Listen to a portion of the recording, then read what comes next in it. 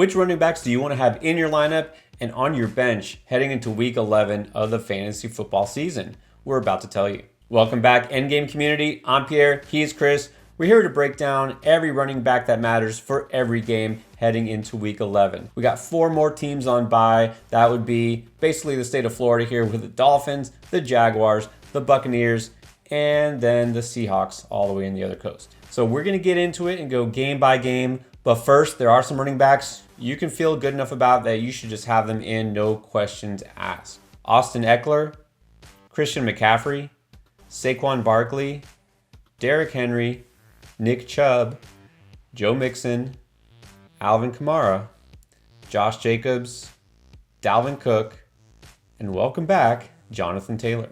All right, Chris, let's start breaking this down. We got the Titans at the Packers on Thursday night. The Packers, all of a sudden, they can run the ball, and Aaron Jones looked really good against the Cowboys. Can he do it against a pretty tough Titans run defense? Yeah, this is a very good run defense. Even on Sunday, missing a lot of their key players on defense, they still did a great job against the run. I don't think you can sit Aaron Jones. He's a guy you just kind of have to play and hope for the best. Not a great spot, but I think you've got to start him. I mean, he's shown this year, it seems like he's getting more legs as the season goes on. Instead of wearing down, he keeps getting better. And that ankle injury that we thought might hamper him, no. So, not a great spot, but again, still at home. You know they're still going to run the ball a ton. So, yeah, I think you have to feel pretty good about Aaron Jones. A.J. Dillon, not so much. I mean, I don't think we can put him in lineups, can we? No, in this tough matchup, I'm sitting A.J. Dillon.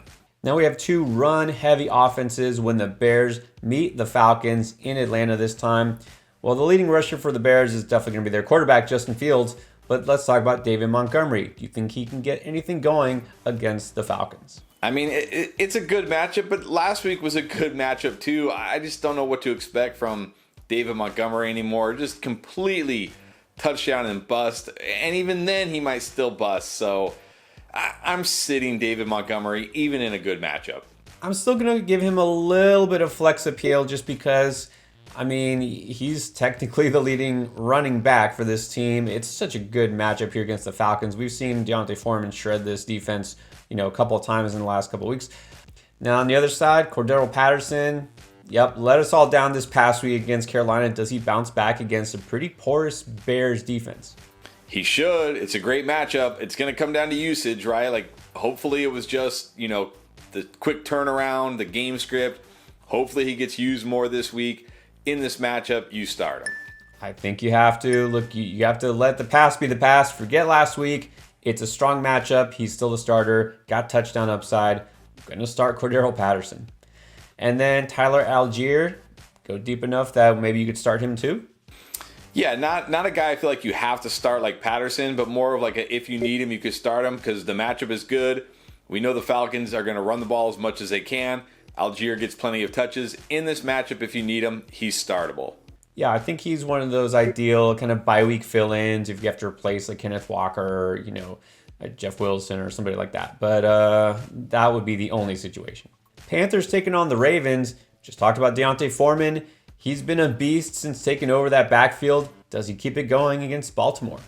I think so. I mean, the touches are there. The Ravens aren't, a great run defense. They're not a weak run defense. They're kind of middle of the road, so I'm not really scared of this run defense. He's getting incredible volume. I don't think the Ravens are a team, an offense right now that can blow the Panthers out and force them away from the run. So for me, Foreman, if you got him, you're starting him. I think you have to at this point. Again, it's not a bad matchup. I don't worry about this version of the Ravens putting up a ton of points, like you said. So my only worry is maybe having Baker Mayfield back there at quarterback, which it sounds like is the case. Maybe that just doesn't help the offense overall. But if anything, they should keep handing it off. I think you have to start Foreman.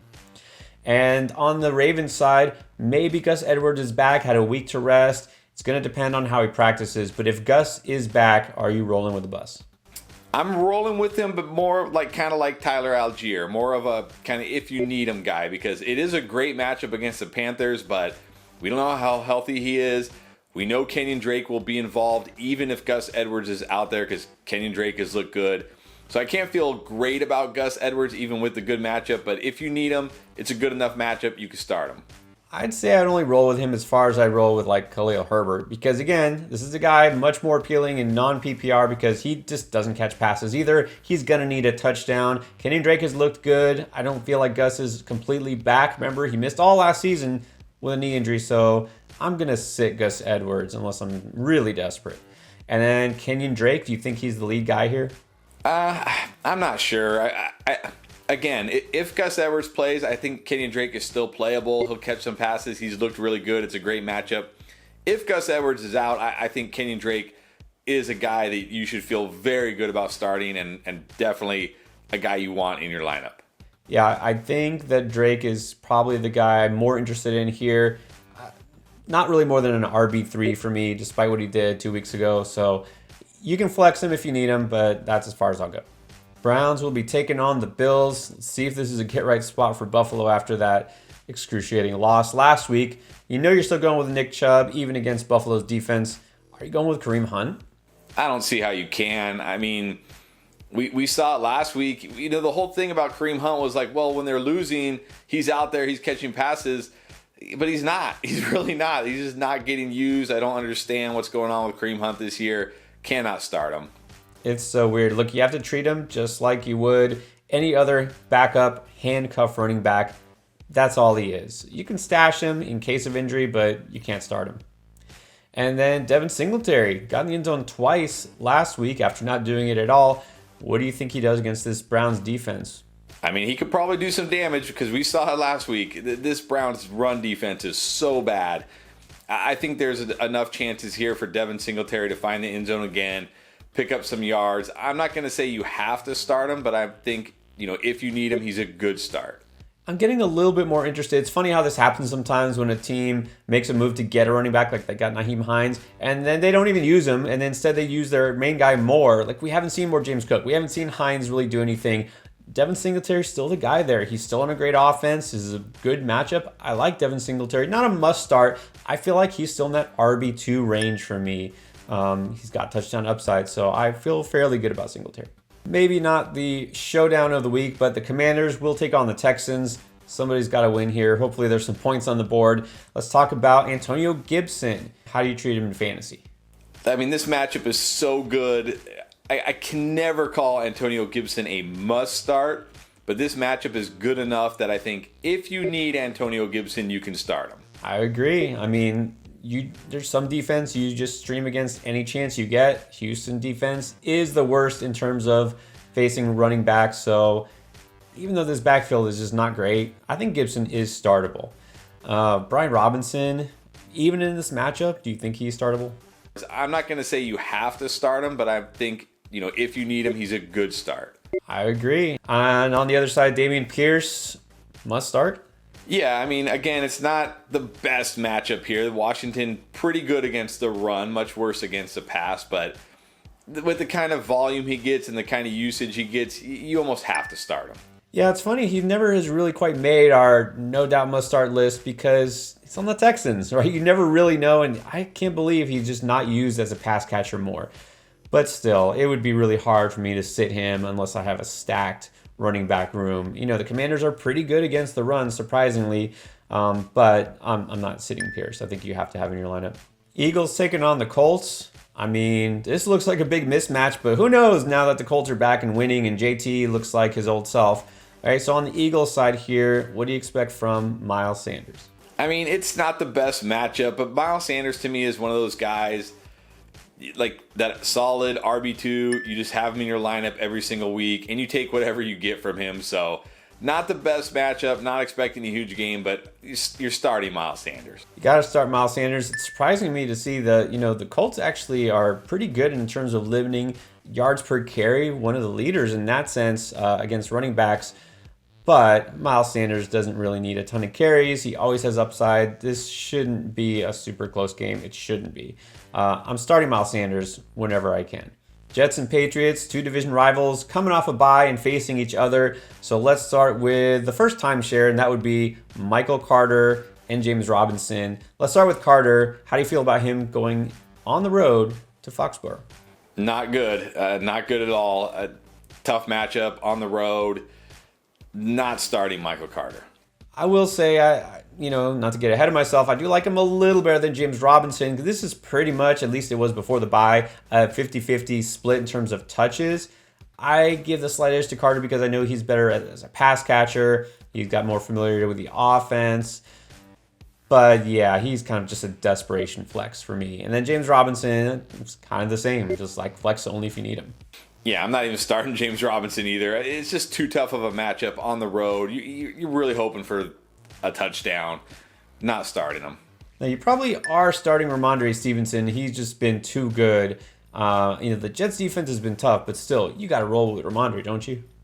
I think you do. It's not a great matchup, but I mean, he's been catching passes, like crazy amount of passes. So if he continues to catch passes, he has a nice high floor. I think you're still roll with Ramondre, even in a tough matchup. Yeah, he's getting the volume. Like you said, catching passes, always can score.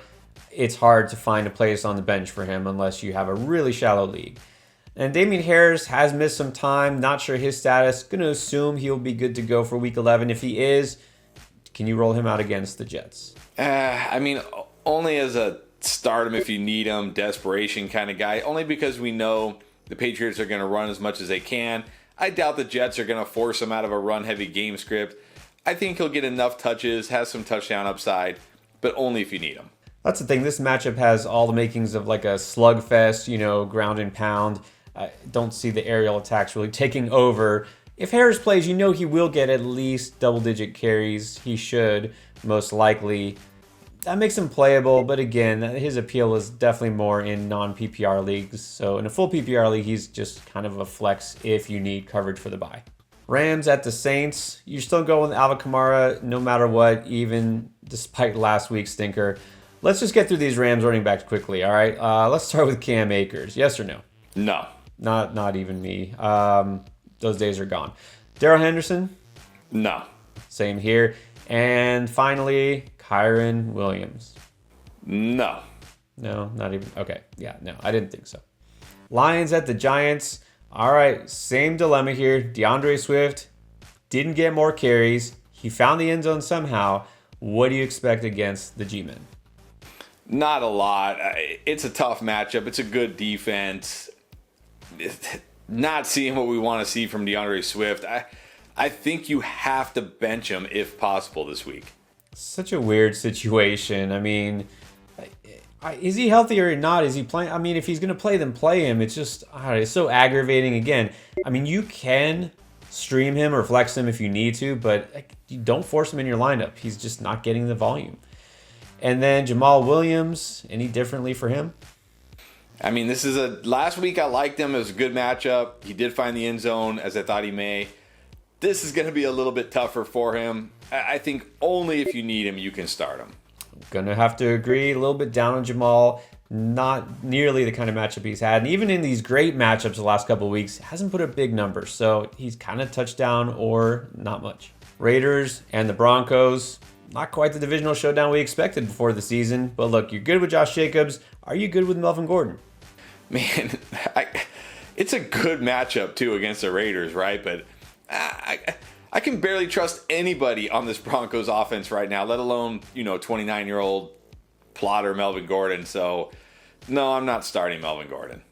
Yeah, I'll just say that watching last week, I think we can finally admit Gordon is dust. He dropped a ridiculously easy pass that was just right in his hands, and then another time he barely could find the line of scrimmage. Just, I'm done. So, no to Melvin Gordon. I'll just preemptively say no to Latavius Murray as well. I'm guessing you agree. Yeah, definitely no to Latavius Murray. Cowboys at the Vikings. Will we see the return of Ezekiel Elliott? And does he interest you if he does? I mean, not really. No. I mean, you can start him if you need him. He can always score. The volume will be there. But the Vikings actually are pretty good against the run. So start him if you need him only. I'm not. Because he's probably not 100%. He wasn't that great even beforehand. This matchup, I could see the Cowboys struggling if the Vikings put up points. I'm sitting Zeke. I'm surprised it took you that long to think about it. All right, what about Tony Pollard? It looked great lately. If Zeke comes back, that eats into his touches maybe. Is Pollard startable? Yeah, again, if Zeke is back, then I think Pollard becomes only a stardom if you need him kind of guy. Because like I said, this isn't like he's had two great matchups in a row, the backfield to himself. I think again, Pollard has that explosive ability though, the ability for a big play. So if you need him, you can start him. Yeah, maybe I'm overly optimistic that Jerry Jones won't get his way, but I still feel like Pollard's going to be the lead guy. Obviously, more explosive. I like Pollard as kind of a low-end RB2, so I'll say start him unless you really have a better option. Bengals at the Steelers.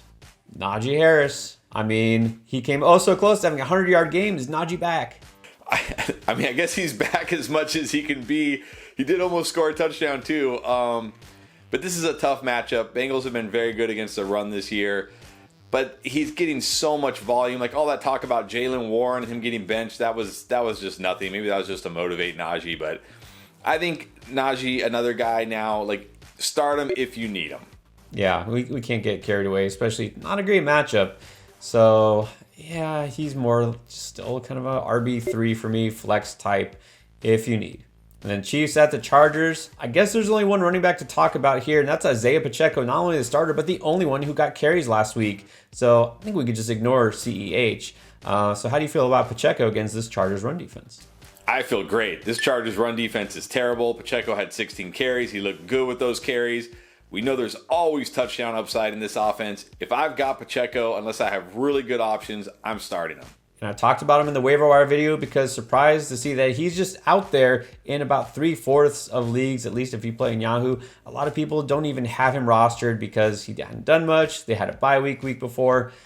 Pacheco in a smash spot. Of course, I feel like now we're going to get the rug pulled out from under us and we're going to see all of a sudden Edwards-Helaire get carries again. But look, on paper, on the way things are going, I feel like you have to start Pacheco.